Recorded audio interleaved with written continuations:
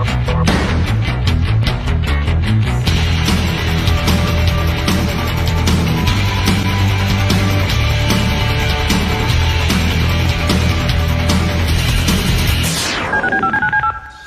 no ar com o programa Conexão Global Brasil. Teremos grandes surpresas aqui. Eu queria a nossa convidada surpresa, daqui a pouco nós vamos falar, mas dando um spoiler para vocês, nós vamos falar, tentar falar, né, diretamente da Antártida com Jefferson Cardia Simões, que é do Centro Polar e Climático da Universidade Federal do Rio Grande do Sul. Durante 60 dias, uma missão de 61 cientistas de 7 países embarcaram numa expedição que deu a volta na Antártida para saber os efeitos climáticos na Antártida. Então, ele já vai dar um spoiler do que ele viu nessa sua expedição. É um gaúcho, Jefferson Cardia Simões. E outro assunto maravilhoso que nós vamos ter, mas eu vou fazer um mistério, mas é sobre a China, e daqui a pouco nós vamos já chamar a nossa convidada, que vai falar sobre a China. Mas antes, chamando meu querido Carlos Kaminski, diretamente dos Estados Unidos, e ali preocupado ainda com a vida dos brasileiros. Eu gostaria só, antes de chamar a nossa convidada, Carlos Kaminski, num depoimento teu, como é que está a vida dos brasileiros com Donald Trump? Muito boa noite, Carlos Kaminski, e a temperatura aí em Nova York, que você mora bem pertinho. Boa noite, Fábio, Celito, a Cláudia, todos que nos acompanham aqui. Primeiro que o clima está agradável, né? Tá acima de zero, então já tá bom, né? Tá 3 graus hoje, então tá tranquilo. E a questão toda ainda, né? Obviamente, muito preocupante nessas primeiras semanas do governo Donald Trump com relação aos imigrantes, né? Até agora há pouco eu trouxe um rapaz do trabalho comigo no meu carro e falou: me deixa aqui perto de casa, aqui no mercado, que eu quero comprar alguma coisa muito rapidamente e voltar para casa, que eu não quero andar na rua. Porque eu só estou comendo pão há 3 dias, né? Porque ninguém mais sai de casa, Fábio. Ninguém quer mais se expor, né? Eu sábado passado agora, eu fui num restaurante aqui brasileiro, que normalmente tem muita gente, né? Meio-dia, né? Tinha 2 pessoas, tinha um senhor lá e depois chegou eu e depois mais um outro amigo meu que veio para falar comigo. E eu falei com o pessoal, eles falaram: a semana toda tá assim, nós estamos em pânico, estamos desesperados, ninguém mais sai, ninguém quer frequentar bares, ninguém vai a mercado, ninguém, ninguém quer pegar metrô, ninguém quer pegar ônibus, não querem andar na rua, é uma situação bem complicada. É um Halloween, praticamente, né? Uma caça às bruxas, né? Porque que coisa absurda, né? O que está acontecendo, esse medo não apenas dos brasileiros, né? Principalmente dos brasileiros, latinos, todos os imigrantes que fazem os Estados Unidos, né? A importância dos imigrantes, que eles fazem o que os americanos não fazem, né? Que é trabalhar justamente é uma mão de obra não especializada que os americanos não querem trabalhar, e quem trabalha são os imigrantes. É uma política, e vamos ver o que vai acontecer nesse sentido. Os brasileiros já estão chegando aqui. Só no ano passado, com Biden mesmo, foram deportados 1.579 brasileiros, e agora também está acontecendo isso. E quando se fala que eles vêm algemados e tal, sempre vieram algemados. O problema é que eles quiseram passar de um avião para o outro com algemas. Quando para no solo brasileiro é soberano, é o Brasil, e daí tem que tirar as correntes.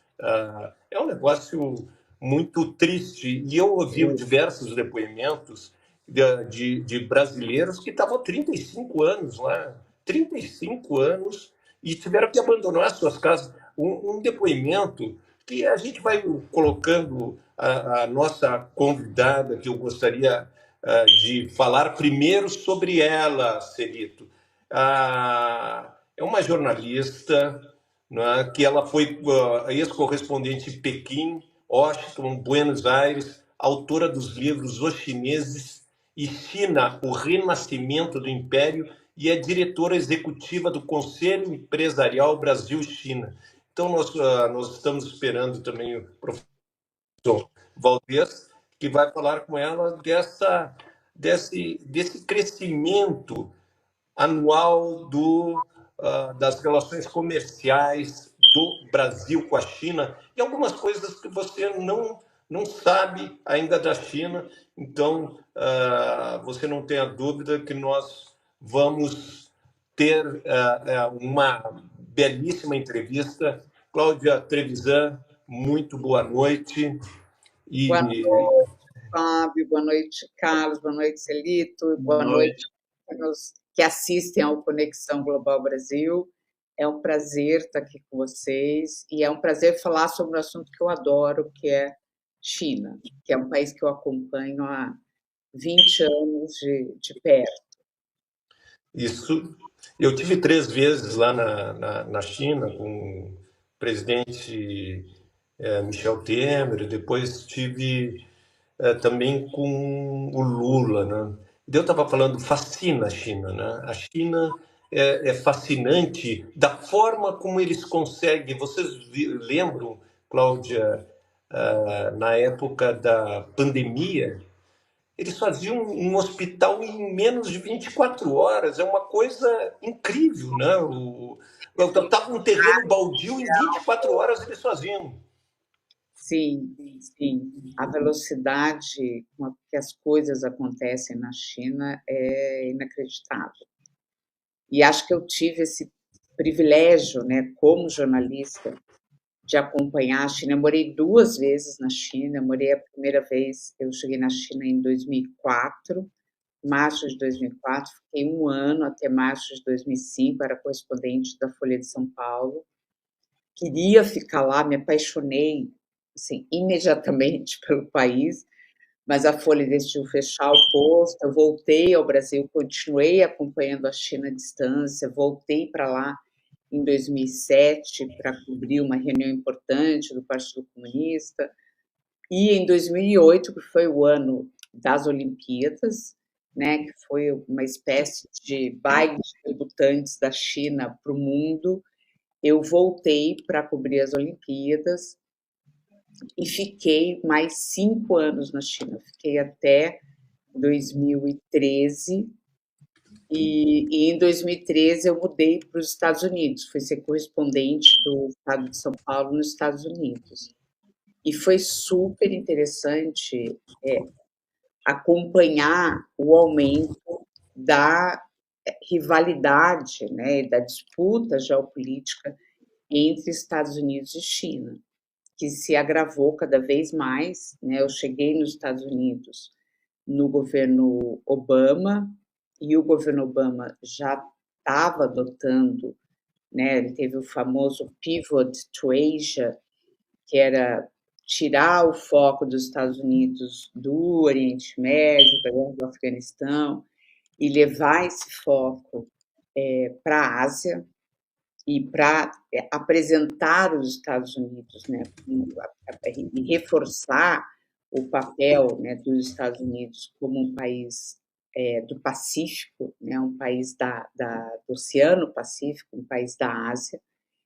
E, desde então, a rivalidade entre Estados Unidos e China só aumentou, né? A gente teve o governo Trump, o primeiro governo Trump. Eu estava lá quando o Trump foi eleito em 2016, e com a pandemia, a relação Brasil, Estados Unidos e China piorou muito, e teve a guerra comercial iniciada pelo Trump em 2018, 2017, 2018, e com o Biden a relação piorou, não mudou, né, piorou ainda mais. O Biden adotou uma série de medidas restritivas de acesso, né, à tecnologia americana pela China. E acho que essa, hoje, é o principal centro, né, da disputa entre Estados Unidos e China, é a tecnologia. E acho que é uma disputa que vai se acirrar cada vez mais. O Cláudio, interessante, eu não sei, eu quero provocar o Kaminsky, né?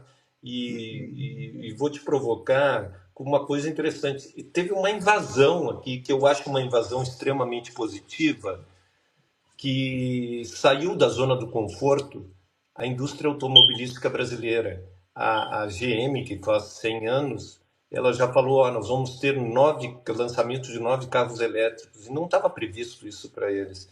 E aqui em Brasília teve uma invasão principalmente GWM, né? E a BYD. A BYD, tu só vê de cada 10 carros vendidos em Brasília, hoje, 9 são chineses. 9 são chineses. E eu estou te falando, é maravilhosa a tecnologia. Eu fui muito jornalista da indústria automobilística e te falo assim, nunca foi tão agradável dirigir um carro como um BYD, né? E não estou fazendo comercial, mas e daí a indústria da combustão e tal resolveu sair da zona do conforto. O que eu queria perguntar, Cláudia, que eu estou esperando agora o Robson Valdez, que o Robson Valdez, a Cláudia, ele senta na ponta da mesa em casa e começa a janta. Se a janta atrasa, ele só pode sair da janta. Não, é um ritual que tem na família. Quando termina a janta. Antes ele não pode sair. Então eu provoco ele, mas não adianta. Ele tá me ouvindo, mas ele só termina o ritual da janta quando isso. O Kaminsky te provocando. O Celito já está botando algumas imagens. Como é que estão os carros elétricos? O Donald Trump cumpriu a promessa de taxar os carros chineses. É gozado, Cláudia, porque taxar os carros chineses, mas aonde é produzido os carros do Musk? Né? E daí não vai taxar o carro do Musk?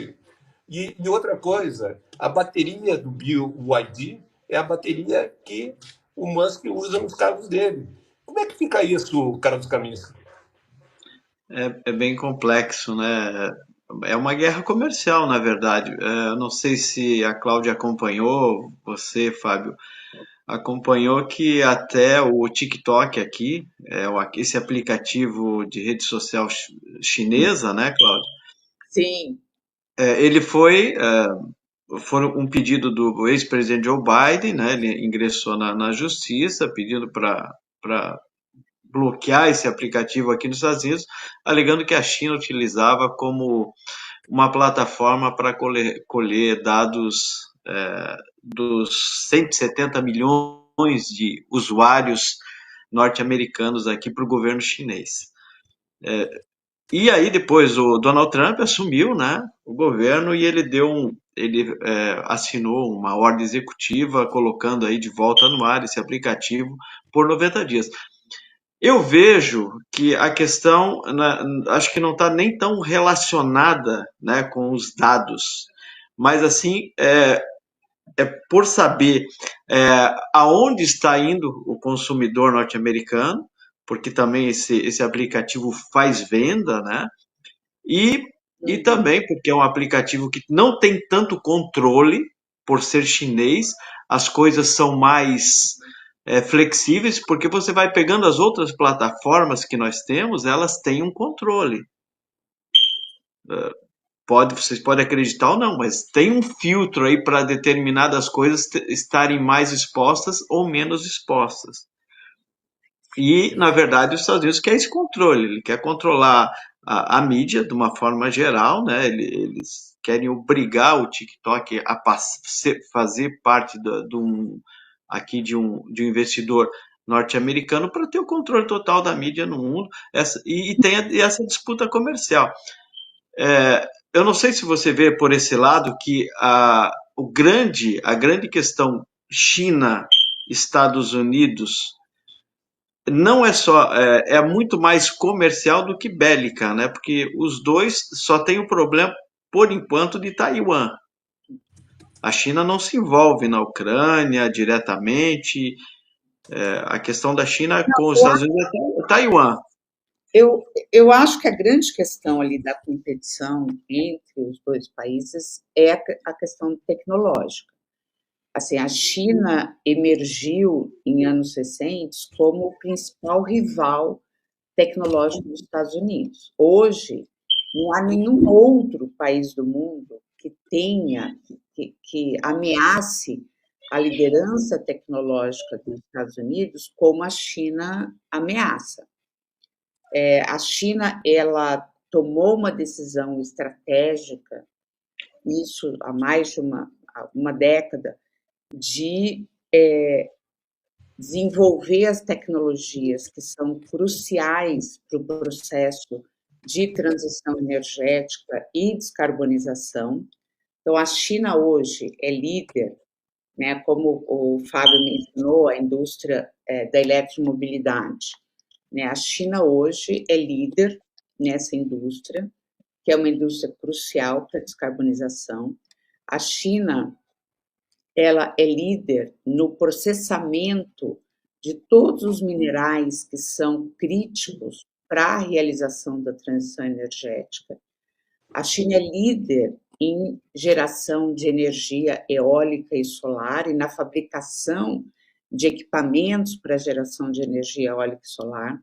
A China hoje tem quase metade da capacidade mundial instalada de geração de energia eólica e solar. E hoje eu vi uma notícia impressionante que isso tem impacto global, que que a China, no ano passado, pela primeira vez, ela reduziu a importação de petróleo. A importação de petróleo, a China é o maior importador de petróleo do mundo.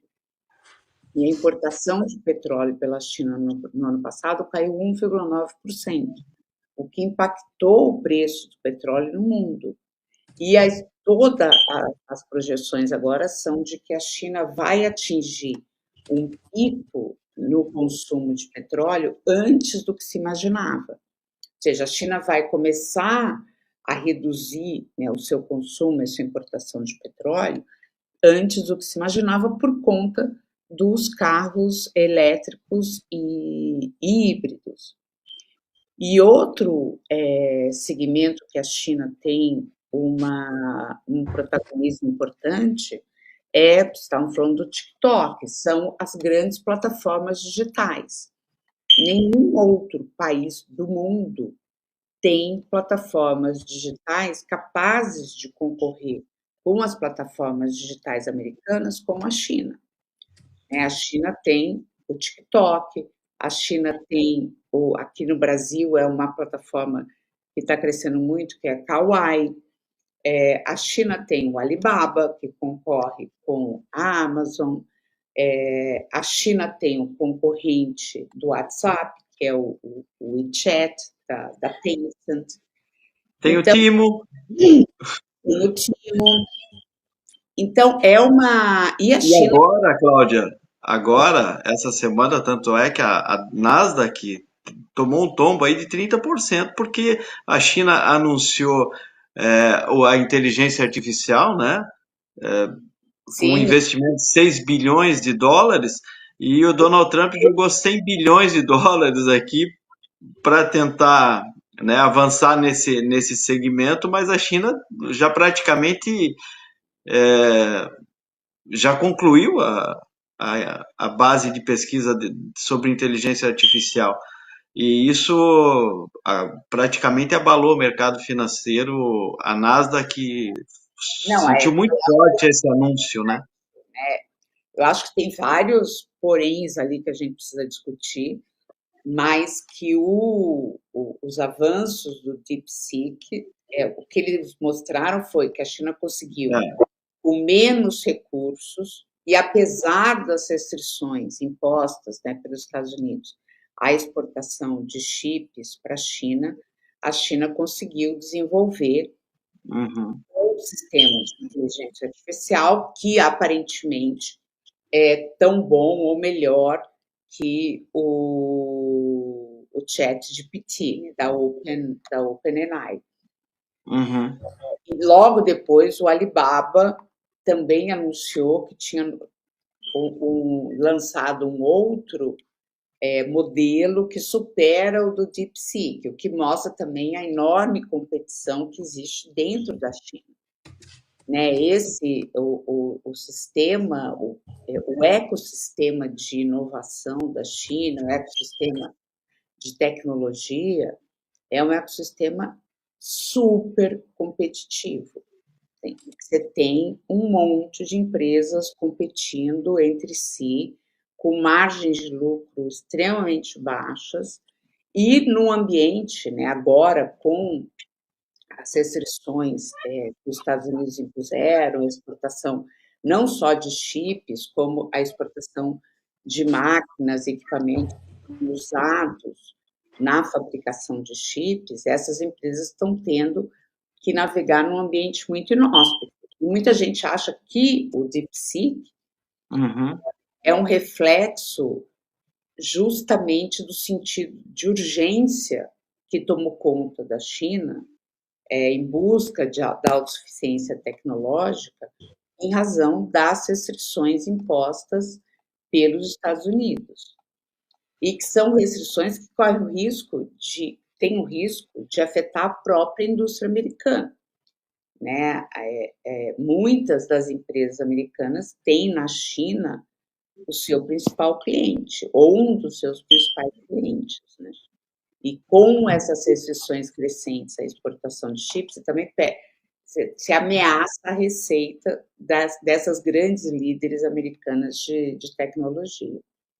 E o que me fascina, viu, o professor Robson Cardoche Valdez vai entrar, eu vou dar uma saída, porque daí eu fico conversando com o Celito, mas antes eu queria fazer um teste, mas, Cláudio, o que me impressionou assim, demais foi que, vamos dizer, uma indústria automobilística para começar os trabalhos no Brasil, ela demora 2 anos. Então, ela anuncia uma planta da indústria automobilística e 2 anos depois ela começa a produzir. E foi muito engraçado. O governo perguntou em setembro, outubro, vem cá, quando vocês vão produzir o carro aqui no Brasil? Porque o que o governo alegava, não podemos dar isenção de impostos, qualquer subsídio, porque vocês não têm nem carro aqui no Brasil. E daí os chineses responderam, em janeiro, não, março, vamos deixar para março, nós já vamos produzir o modelo Dolphin, o modelo King, o modelo tal. E daí, impressionante a indústria. Eu falei com o pessoal da indústria automobilística, que já estão no Brasil, eles ficaram, como que eles vão fazer isso? E vão fazer. Já anunciaram os 2 modelos e vão produzir no Brasil. É um foco que nós não vamos ter, mas é um foco também da cultura chinesa, né? Que é interessante. Cada país tem as suas peculiaridades, né? A China continua sem fila, Cláudia, ou tem fila lá na China? Não, a fila é um tema que acho que não vai funcionar nunca. Então, para o nosso ouvinte entender, Cláudia, só explica isso aqui para relaxar. Não, como é que vamos dizer, tu está no aeroporto esperando um táxi, como é que é a fila lá na China? Depois o Robson, depois vai com tudo, Robson. Tá? E eu vou definir ali estratégias com um brilhante querido amigo Celito. E o Carlos, e tu se mete e entra a hora que você quiser, que tu é Eu só o nosso queria dar correspondente. Mas, hein, Cláudia, uma só a informação, Cláudia Fábio. responder essa, o caminho que pode falar depois, e depois vem o Robson. Tá, tá Cláudia, ok. e daí? Como é que é a fila? Então, melhorou muito. Quando eu morei lá, era um caos, era todo mundo se cotovelando, ninguém respeitava a fila. Teve uma campanha do governo durante a Olimpíada para as pessoas respeitarem fila. Hoje está muito melhor, mas ainda, assim, é uma sociedade com tanta gente, assim, 1 bilhão e 400 milhões de pessoas. É uma sociedade extremamente competitiva. Tem essa ideia de uma China plácida. Não, é super competitiva. E as pessoas competem pelo lugar ali. Quem vai, se você der mole, você perde o seu lugar na fila. Então, o negócio é estar atento e ocupar o seu espaço, não deixar espaço para ninguém entrar na sua frente. Perfeito. Olha, então, Kaminski, tu gostaria ou vamos com o Sim, sim, professor para falar? é uma Fala, querido. informação. É uma informação, assim, acho que o Robson também pode até avaliar essa situação, que eu recebi uma informação agora há pouco que o presidente Trump, a partir de sábado, vai taxar o México e o Canadá em 25% menos sobre petróleo. Então, nós não sabemos aí ainda o que vai impactar internamente aqui nos Estados Unidos com essa taxação nesses dois países. Eu acho que é um tema que vai ser muito debatido daqui para frente aqui na mídia norte-americana. Então fica o desafio para o nosso produtor, para o próximo programa. O nosso produtor é um produtor que ele é digital, entendeu? Ele não existe, mas colocar um embaixador do México ou colocar um embaixador do Canadá para falar sobre essas questões. Mas, professor, Cláudia, eu estou adorando a tua entrevista e vou estar aqui para também fazer essa mediação, mas Robson, terminou o teu jantar, Robson? Que eu falei que tu tinha um ritual no jantar, que tu fica na ponta da mesa. É um Se eu negócio soubesse muito. esse É ritual, um negócio. teria estendido o meu jantar, né? É, é Bom, um ritual, assim, que. eh, Só é, assistindo. Mas vamos Não, lá, professor. correndo para estar aqui. bom, muito obrigado, Cláudio. Uma satisfação, uma honra poder ter você aqui com a gente e beber de toda a tua experiência em relação à China, tá? Bom, a China ela é assim, fascinante por uma série de razões, por uma série de questões, o impacto que ela tem numa diversidade imensa de agendas internacionais, né? E o Camilo estava falando do México, eu não sei ontem com o encarregado da chancelaria mexicana aqui em Brasília, discutimos muito a questão do Trump, a questão da China. Ele me perguntou bastante sobre a China, então tem a Cláudia hoje aqui, eu até mandei o link para ele, ele está assistindo também. Ele me contou uma coisa interessante sobre o México. Sabe que o México ele tem nos Estados Unidos 54 consulados. É o maior número de consulados que um país tem em outro país. Nenhum outro país tem mais consulados em outro país que nem o México, né? Para você ver o impacto que todas essas mudanças, essa nova abordagem do Trump vem trazendo, né, para as relações internacionais. Mas então vamos à vaca fria, né? Vamos falar de China. Então, Cláudia, a nossa ideia, assim, tudo que você já estudou e vem acompanhando há muito tempo, de perto, essas transformações aí nos últimos anos, principalmente, da forma como a China ela vem impactando na economia global de forma significativa, eu queria saber todos nós gostaríamos de saber de você, sobre uma perspectiva da sociedade chinesa, da política, da economia, assim, como é que você avalia essa evolução e hoje, né? Como você definiria hoje o que é a China?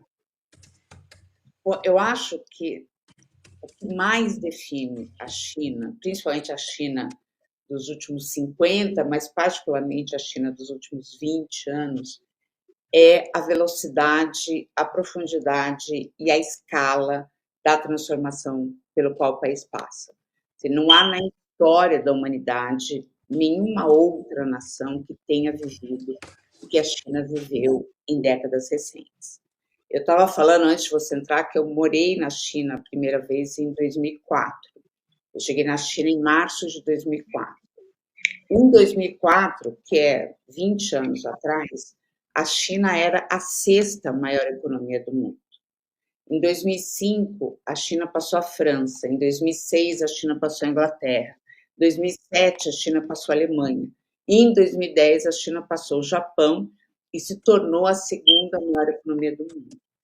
Quando a gente olha a economia da China com proporção da economia dos Estados Unidos, em 2004, o PIB chinês representava 16% do PIB americano.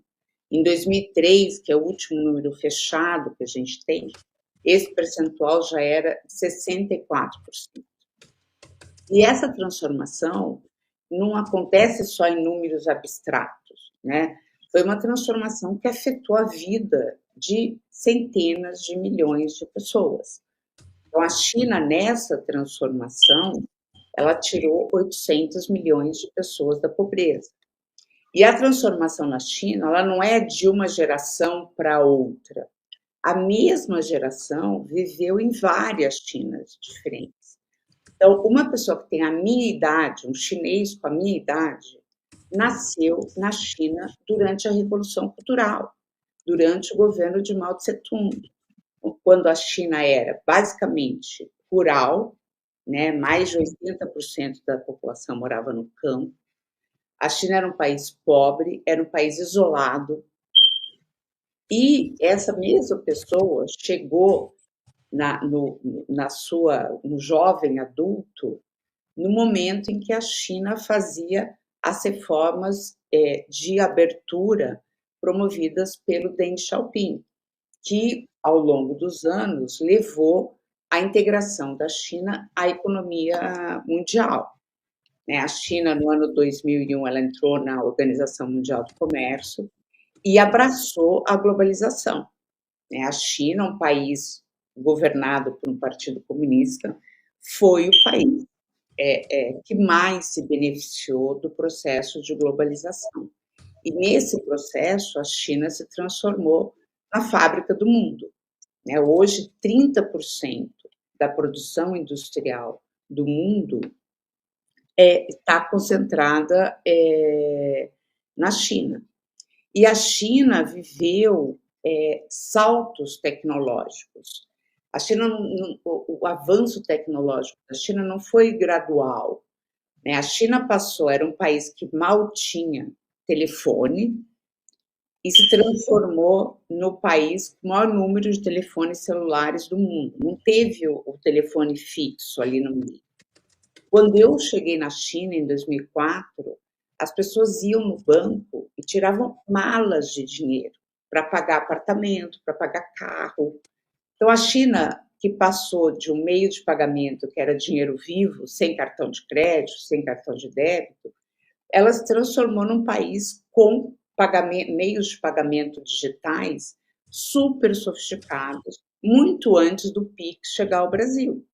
Eu lembro, eu fui para a China em 2017, já era pagamento digital. E a China, que é uma coisa que eu estava falando antes de você entrar, eles decidiram, tomar uma decisão estratégica de investir em indústrias relacionadas ao processo de descarbonização, processo de transição energética. E hoje a China é líder em várias das indústrias relacionadas à descarbonização. E tem também a maior rede de trens de alta velocidade do mundo. Então, e a gente estava falando também o choque do DeepSeek, que é esse modelo de inteligência artificial chinês que foi treinado com um volume de recursos e de um número de chips muito menor do que os modelos de inteligência artificial tradicionais e que levou a um abalo no mercado financeiro global. Pois é. Robson, Sim. não só para avisar vocês e aquele tempo da água para todo mundo, Kaminsky e tal, o professor Jefferson, o cientista Jefferson, a qualquer momento entra da Antártida. E daí a gente dá a prioridade para o nosso cientista que está lá na Antártida. Todo mundo que quiser faça uma pergunta, Cláudio Trevisan, se está realmente influenciando no clima do mundo essa poluição do mundo, e na contramão do Trump, o mundo tenta fazer um mundo mais saudável. Mas vamos ver o professor, quando ele entrar, porque é extremamente caro ali, tem Starlink e tal, nós entramos, mas vocês vão botar, se eu interromper, não é falta de educação, viu, doutora Cláudia? Sem problema, sem problema. Tá? Então vamos continuando o assunto e eu vou botar o professor. Que é a notícia. Tá. Então, Cláudia, é interessante quando você faz esse rastreio histórico, né, de toda essa evolução, passando pela Revolução Cultural, a entrada da China na OMC e como ela vai se beneficiando aí desse acesso aos mercados e acaba se consolidando, como você bem colocou aí, a grande produtora mundial, 30% da produção industrial é feita na China, ocorre lá, né? E ao mesmo tempo você traz essa ideia de que as pessoas também passaram por esse processo de transformação, né? E ao mesmo tempo você tem um Partido Comunista que organiza tudo isso, tem uma intervenção muito grande, e no imaginário já consolidado da maior parte da população mundial, muito se fala assim que a China é um país capitalista. A China é capitalista, enfim, né? Na tua visão, como é que você vê essa perspectiva assim, que tem uma intervenção estatal na economia, uma escolha de empresas estratégicas, e como é que você vê esse tipo de comentário, assim, quando se diz, hoje a China já é capitalista? A gente sabe que não é muito bem assim, dessa forma da pureza do conceito de capitalismo, que é muito mais complexo você enquadrar qualquer economia do mundo hoje, especificamente, e mais especialmente o caso da China. Só essa opinião que eu queria ter tua aí, antes da gente falar um pouco mais do DeepSeek. Eu acho que a China ela tem elementos de uma economia estatal, acho que e você vê o reflexo disso em algumas escolhas, né? Acho que o professor Jefferson entrou. Não, quando ele entrou, o professor Jefferson, que maravilha. Professor cientista Jefferson, só para rapidamente apresentar o nosso convidado, o cientista Jefferson coordenou uma expedição na Antártida, 60 dias, com 7 países, e nós temos orgulho por ele ser gaúcho, né, da Universidade Federal do Rio Grande do Sul, o cientista Jefferson Cardia Simões, que vai dar um spoiler, o que está acontecendo no mundo. Mas antes, Jefferson, desculpe lhe chamar de Jefferson, doutor Jefferson, nós estamos com a Cláudia Trevisan, que é especialista na China, o Robson Cardoche Valdez, que é um especialista, professor de Relações Internacionais do IDP aqui em Brasília, o Carlos Kaminsky, que está lhe ouvindo em Nova York, nosso correspondente, e eu, Fábio Marçal, aqui de Brasília. Mais rapidamente, doutor Jefferson, porque eu sei que o seu tempo é curto. O que o senhor traz depois desses 60 dias? Claro que a pesquisa é muita coisa, vai demorar, mas daqui a quanto tempo? Dá um spoiler, o mundo vai acabar mesmo, doutor Jefferson? Isso é conhecido da comunidade. O Oceano Austral, que nós navegamos, é um dos oceanos que mais está aquecendo a água do mar.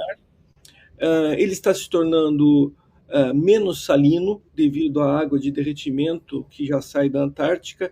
Infelizmente, ele também está se tornando mais ácido, porque os 2 oceanos polares absorvem uma proporção maior do dióxido de carbono, se esquecem de falar disso, os oceanos polares são também tampões ao excesso de CO2 que nós jogamos na atmosfera. Ou seja, parte fica na atmosfera, está provendo um aquecimento global, mas grande parte, cerca de 40% desse CO2, nem fica na atmosfera, é absorvido pelos oceanos mais frios. Então, esse é outro problema que nós vamos ter. Então, ele está se tornando ácido e, ao mesmo tempo, ele está perdendo a capacidade de absorver mais CO2. E, é claro, isso começa a atingir a biota, começa a ter migrações para o sul de uma série de espécies, inclusive de pinguins.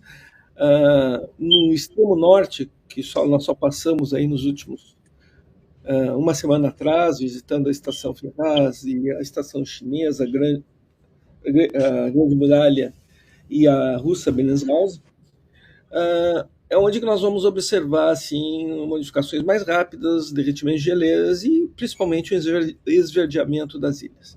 Esse é o cenário, então, que eu apresento para vocês. Foi uma missão aí de sucesso. Por exemplo, nós lançamos mais de 43 balões atmosféricos, fizemos dezenas de estações oceanográficas, coletamos amostras de neve e gelo e principalmente também apoiamos um levantamento das linhas de flutuação do manto de gelo na Antártica, o que é muito importante na questão das mudanças do gelo.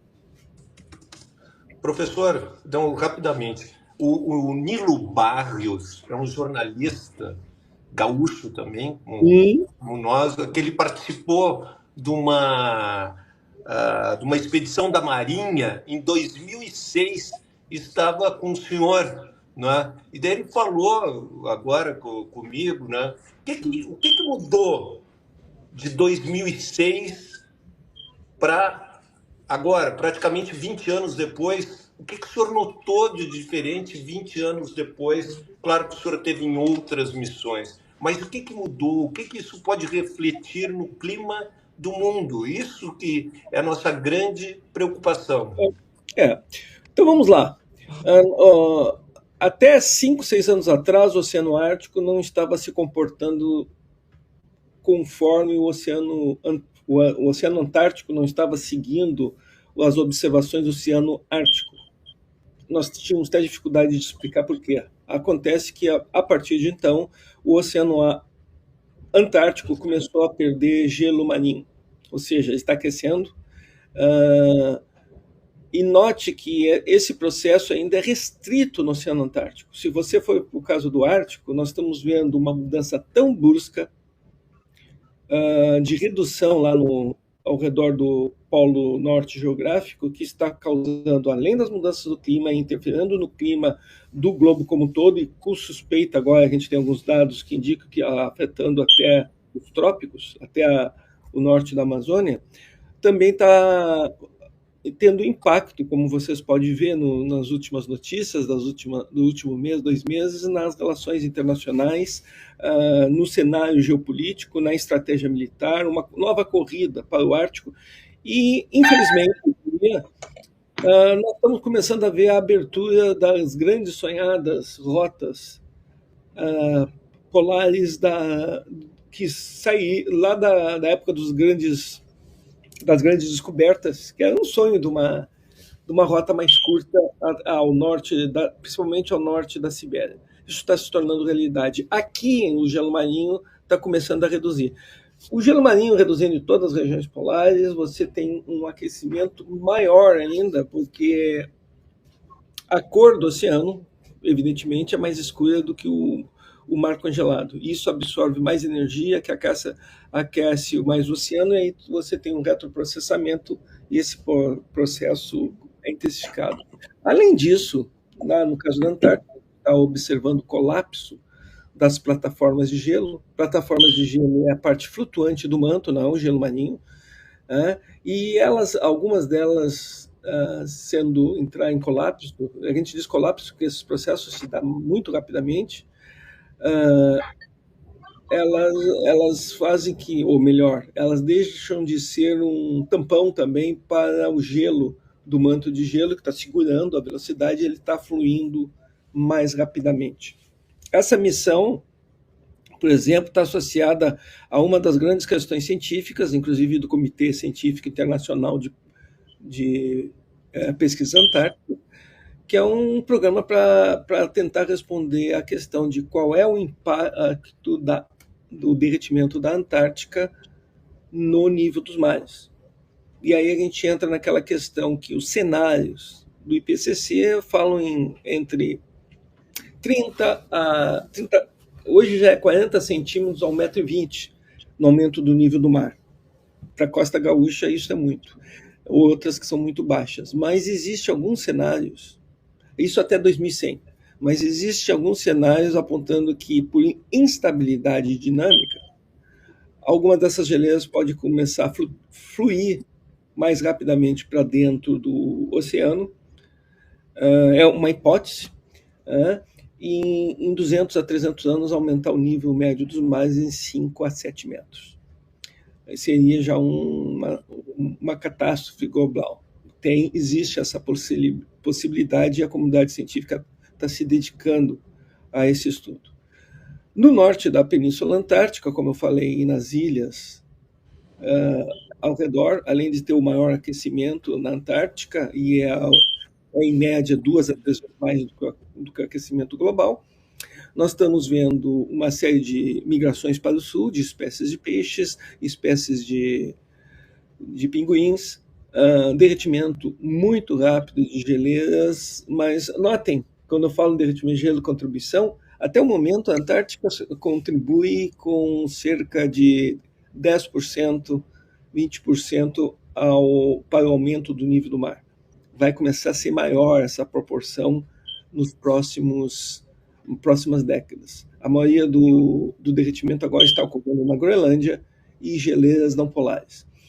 Mas continuando ali, aí algumas ilhas estão tendo mais campos de musgos, algumas espécies, tem 2 espécies de gramíneas que estão se espalhando.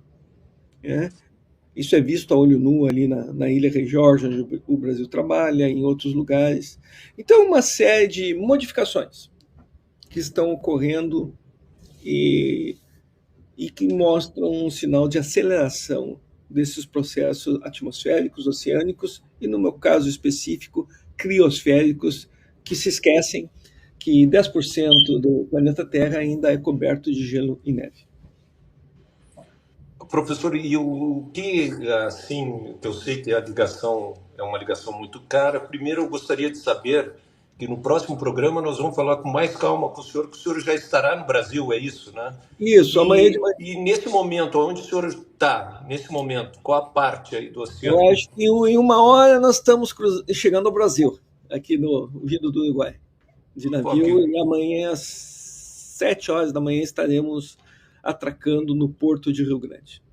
E qual é a primeira coisa que o senhor vai fazer quando chegar? Quer dizer, depois que a gente descarregar tudo, vamos trabalhar tudo. Na manhã, etc., e vamos... Quem é que o senhor quer abraçar primeiro? Os meus netinhos. Eu tenho 2 netinhos, e aí tem que preparar um monte de coisa e começar a reajustar a vida aqui. Tá, professor, eu queria agradecer a sua participação. Eu queria saber se o Carlos Kaminski, a Cláudia, o Roberto, o Robson Cardoche, se alguém quer fazer uma pergunta, porque senão já libero o senhor. Alguém gostaria ou liberamos o professor para trabalhar? Porque o professor trabalha, que é uma loucura. Nós estamos fazendo carga aqui, botando tudo lá para cima do navio para correr as coisas. Eu só quero dizer que o professor assusta demais a gente com esses dados aí. E o Trump ajuda, né? O Trump ajuda, mas tu sabe que... A China e os Estados Unidos ajudam muito. Não. As relações internacionais vão ser muito afetadas pelas regiões polares. Esse é um mito que nós temos que tratar no Brasil, que se esquece. No caso da Antártica, nem é mais ridículo. Se esquece da proximidade da Antártica e do papel ambiental das 2 regiões polares. Nós estamos já vendo no hemisfério norte, como eu falei, mudanças importantes no cenário geopolítico e nas relações internacionais. Não precisa... O Trump está aí falando besteira todo dia. E acho que o caso da Groenlândia, né, o interesse do Trump na Groenlândia, justamente, além da questão dos minerais críticos, é a questão da rota pela rota marítima. Eu iria comentar a mesma coisa. Essa bravata do Trump tem um fundo de interesse real, exatamente. como o professor o Jefferson colocou, que tem a rota dos polos, né? Então, é uma disputa que as grandes potências já vem empreendendo já há algum tempo, né? Então, tem um contexto, né? Mas eu não quero mais tomar o tempo do professor, que também está, enfim, Trabalhando. muitos afazeres aí. Tá bom. Professor, muito obrigado e quero contar com o senhor no próximo programa para o senhor já apresentar algumas coisas, porque fica ainda a nossa preocupação também a fauna. O Ricardo Egg não está aqui, o Ricardo Egg é o maior defensor das baleias. Então, ele vai querer perguntar para o senhor, e as baleias, certamente, e o Ricardo, então, no próximo programa, vai falar com o senhor. Boa noite, tá? E, na chegada, abrace as pessoas que o senhor ama, porque 70 dias fora é muita coisa. Um abração, boa noite para o senhor. Boa noite para vocês. Boa noite. Boa noite. Agora, o Robson, desculpe, Cláudia, o programa é assim dinâmico. Vai para a Antártida, vai para... Eu vou voltar aqui na resposta que eu estava dando. E voltamos para a China, com vocês dois. Da questão se a China é capitalista, se a China é comunista. E acho que a China é um híbrido, né? A China tem características ali, ela guarda, né, as características de planejamento estatal, tem os seus planos quinquenais.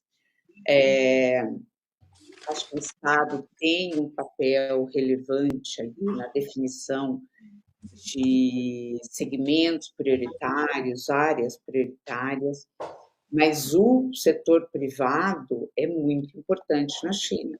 Sim, o setor privado responde por cerca de 70% do emprego na China, é o setor mais dinâmico da economia chinesa, é um setor onde há uma competição feroz, assim, é um capitalismo selvagem, é uma competição que a gente não imagina no Brasil, é a competição entre as empresas. Na área de inovação, isso acaba sendo um fator ali que acaba, as empresas de tecnologia, pelo grau de competição, elas acabam tendo que ser muito criativas, encontrar soluções ali originais. E o Fábio estava falando do setor de veículos elétricos, né? Veículos eletrificados. Sim, o governo chinês viu a entrada da Tesla na China como um fator de estímulo ao desenvolvimento da indústria de carros elétricos na China.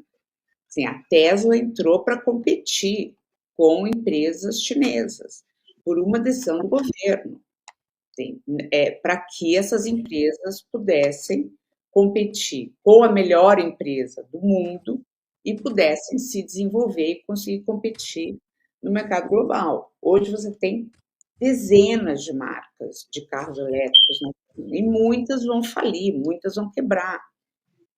Então, tem um lado ali da competição que é brutal. E acho que eles conseguiram ali, né, ter esse híbrido ali entre... E o setor privado é o setor mais inovador. Não é à toa que todas as empresas que a gente mencionou aqui, BYD, GWM, DeepSeek, Alibaba, Baidu, Tencent, são empresas privadas, não são empresas estatais. Então, o setor privado é o setor mais dinâmico da economia chinesa. E muito do crescimento que a China viveu nos últimos anos foi impulsionado pelo setor privado. Ótimo. E aí, Cláudia, é muito bom você colocar isso, porque isso assim, o cidadão médio, que não é especialista, sempre nos pergunta esse tipo de coisa, a gente sempre aborda dessa forma como você colocou. E aí você falando da inovação, todo esse processo onde o Estado ele acaba sendo uma espécie de regente, né, que vai apontando alguns, escolhendo alguns também setores estratégicos para liderar esse processo de inovação, vem essa concorrência pelo primor, né, pela inovação. E aí, o que a gente vinha falando já há algum tempo, que a inteligência artificial seria a grande disputa das potências, né? Porque é um setor que demanda muito recurso, não só recurso financeiro, mas recursos naturais também, e né, terras raras, já falamos aqui também. E aí, com o setor de inteligência, essa inteligência artificial generativa consolidada, aí, né, a gente é surpreendido aí pela DeepSeek, né? Como você vê essa chegada, esse anúncio, né? O abalo que houve nas ações das concorrentes, como é que você vê esse novo fator, né, hoje, nessa disputa, e como que se dará, né? Como você acha que a China vai administrar esse processo dessa chegada, e como é que você acha que os Estados Unidos vão responder a tudo isso? Uhum. Não, acho que o que aconteceu essa semana foi algo inacreditável, né? A gente vê a NVIDIA, que é a maior fabricante de chips para inteligência artificial do mundo, e é uma empresa que tinha um valor de mercado de 3 trilhões de dólares, que é mais que o PIB brasileiro, ela perdeu em um dia 600 bilhões de dólares em valor de mercado. Né? Foi a maior perda de valor de mercado da história do mercado acionário. Uhum. E acho que a DeepSeek, o grande choque provocado por ela foi a capacidade dela de desenvolver um sistema de inteligência artificial que é comparável ou superior ao ChatGPT, com muito menos recursos. E apesar das restrições dos Estados Unidos à exportação de chips mais sofisticados para a China. Então, acho que isso realmente é extremamente importante. Mas eu acho que não dá para a gente minimizar os obstáculos que a China vai ter nesse setor. E o próprio desenvolvimento do DeepSeek mostra as vulnerabilidades da China. Né? O DeepSeek ele conseguiu treinar o seu modelo de inteligência artificial com o uso de chips da NVIDIA, né? Dessa fabricante americana, que ele conseguiu, ele usou chips menos sofisticados, que não estavam sujeitos às restrições, mas usou chips da NVIDIA. A grande vulnerabilidade da China no setor tecnológico é o desenvolvimento de chips. A China, apesar de todo o dinheiro que a China colocou no desenvolvimento de chips, disso ser uma prioridade do país, a China ainda está atrás dos Estados Unidos no desenvolvimento. E a China ainda depende muito da importação de chips de outros países. A China, o principal produto de importação da China são os chips. A China importa mais em chips do que importa em petróleo. E a China é o maior importador de petróleo do mundo. Então, eu acredito que não vai ser um passeio no parque, porque eu acho que o avanço do DeepSeek provavelmente vai levar os Estados Unidos a aumentarem ainda mais as restrições às exportações de chips para a China. E sem acesso a esses chips mais avançados, as empresas chinesas vão ter dificuldades em sofisticar cada vez mais os seus modelos de inteligência artificial. Então, é uma coisa que a gente vai ter que ver como isso vai ser resolvido dentro da China e se a China vai conseguir, porque acho que um dos principais impactos das medidas restritivas que foram adotadas pelos Estados Unidos foi o aumentar o sentido de urgência da China na sua busca de autossuficiência em tecnologias estratégicas.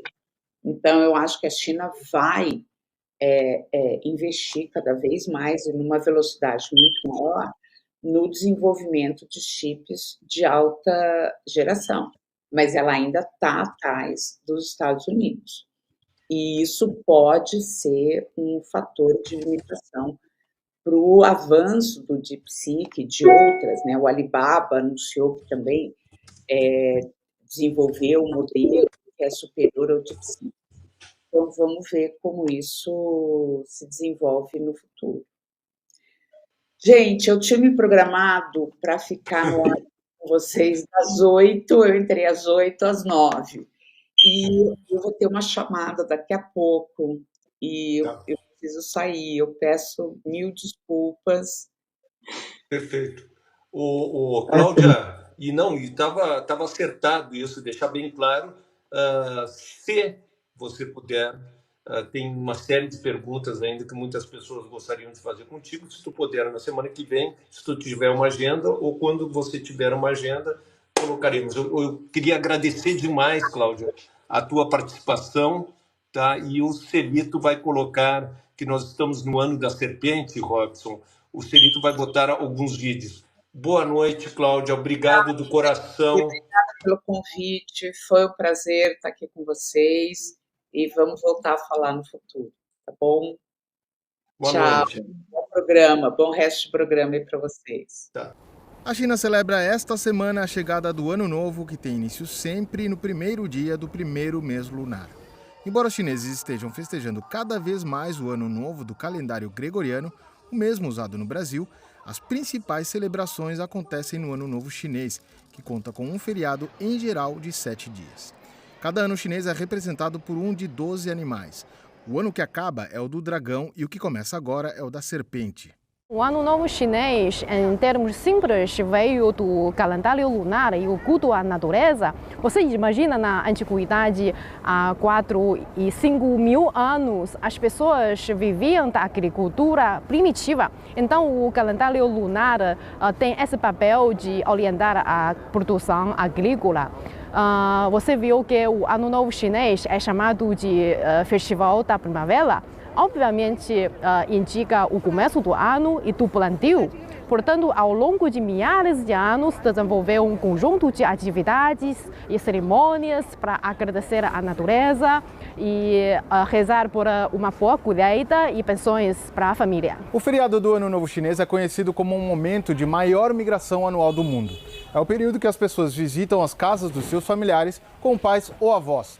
Contando cada uma das viagens que estão sendo feitas de trem, avião, carro e todos os meios de transporte, a expectativa é que o número de viagens neste feriadão chegue a 9 bilhões. Em geral, a partir da última semana do 12º mês, último mês, cada dia já tem um costume tradicional para você seguir. Por exemplo, oferenda de alimentos a Deus da cozinha e pendurar as decorações, limpeza da casa, etc. Mas o principal é a véspera do Ano Novo Chinês, não é? Toda a família se reúne para curtir uma boa refeição e os velhos dão envelopes vermelhos aos jovens, solta fogo de artifício e também comem jiaozi. Os envelopes vermelhos fazem parte de uma cultura antiga. Durante as dinastias Ming e Qing, os mais velhos davam moedas amarradas com um barbante vermelho aos mais jovens. Depois da Revolução, os envelopes substituíram as cordas. Hoje, eles também são enviados via WeChat, uma das principais redes sociais da China.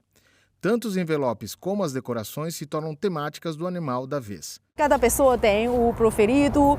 Em geral, as pessoas gostam mais de signo de dragão porque é um símbolo da China e também boi como um animal que é muito inteligente, também é um favorito das pessoas.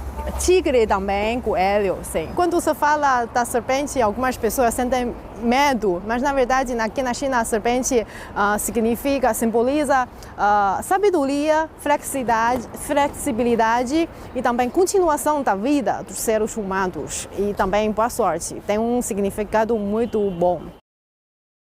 Oi, pode falar, professor. Não, a entrevista é muito boa, né? E a Cláudia, sensacional aí a experiência dela, os insights dela sobre a visão dela sobre a China. Mas é impressionante como essa questão da Deep-Seek, ela vem de uma certa forma bem contraditória, sabe, Marçal? Porque ao mesmo tempo que ela surge como uma nova forma de inteligência artificial, uma nova forma não, uma forma de colocar no mercado uma alternativa ao ChatGPT, a tudo que se tem aí, a gente vê um cenário internacional totalmente fragmentado por essas disputas, né? Porque a disputa pela inteligência artificial, ela se soma a outras disputas aí na questão também dos semicondutores, que nos leva à disputa por terras raras e que nos leva a essa fragmentação, sendo que um dos pilares da política externa chinesa é justamente a coexistência pacífica, né? E aí essa disputa chega no limite aí dessa fragmentação, tanto comercial e quanto geopolítica. Então vamos ouvir Celito para encerrar, depois a gente edita, manda. É importante falar para o nosso ouvinte que nós vamos mandar em mandarim, legendado em mandarim para a embaixada chinesa, que vai distribuir então para os chineses no Brasil e também lá nas agências da China. Então faremos, muito possivelmente, no próximo programa, complementaríamos a China, mas também a questão do Canadá e do México, que foram taxados pelo Donald Trump. Então, Celito, se tu tiver condições de colocar a nossa querida Leila Rosa, e encerramos depois o programa comigo. E eu queria agradecer, professor, o senhor está liberado. Professor Robson, muito obrigado pela sua brilhante participação, e para o Carlos Kaminski, né, que saiu também, que o Carlos Kaminski sempre com as notícias lá dos Estados Unidos. Pode colocar a Leila Rosa, Celito. Olá, gente, tudo tranquilo? Bom, venho aqui hoje falar para vocês sobre os artistas negros que têm uma contribuição muito grande na nossa cultura, principalmente na música. E aí eu estava vendo, pesquisando, olhando um pouco sobre o material de música, né? E comecei a observar, gente, a contribuição é muito grande. Eu vou levar isso para as pessoas, para saberem quem são esses artistas, esses compositores que nos iluminam com seu talento, né? Então, aí eu fui verificar que a primeira artista negra que se destacou no Brasil foi Chiquinha Gonzaga, que é compositora, escritora, pianista, maestrina, e ela deixou uma contribuição muito grande, não só na arte, mas também na defesa dos direitos civis. A Chiquinha Gonzaga tem um trabalho muito lindo e foi a primeira compositora que criou as marchinhas. A primeira marchinha de carnaval foi feita por ela, que é o Abre Alas, né? Oh, abre alas que eu quero passar, oh, abre alas que eu quero passar, eu sou da lira, não posso negar. Rosa de ouro é quem vai ganhar. Então, hoje em dia a gente já não ouve muitas marchinhas, mas elas estão sempre colocadas no repertório de carnaval, né? Principalmente nos blocos e bailes de carnaval em ambientes fechados é que a gente ouve mais tocar as marchinhas de carnaval.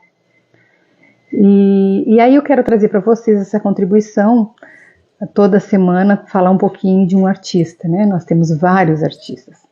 Temos Pixinguinha, temos Cartola, temos Dona Ivone Lara, temos muitos artistas e eu quero chegar até os dias de hoje, né? Então a gente vai fazendo uma retrospectiva de lá, né? E trazendo esses artistas para a gente chegar aos dias de hoje, tá bom? Então Chiquinha Gonzaga tem uma obra-prima maravilhosa que vale a pena vocês conferirem.